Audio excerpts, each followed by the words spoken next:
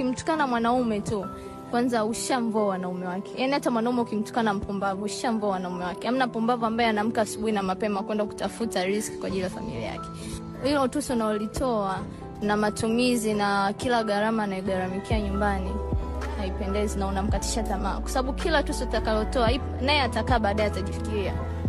Hivi kweli huyu mwanamke mimi ndo ananiambia maneno mabaya? Kweli mimi ndo ananitukana hivi? Je, mimi kweli niko hivi? Kwa hiyo yani hata akili yake itakuwa dhaifu kwenye utendaji wa kazi.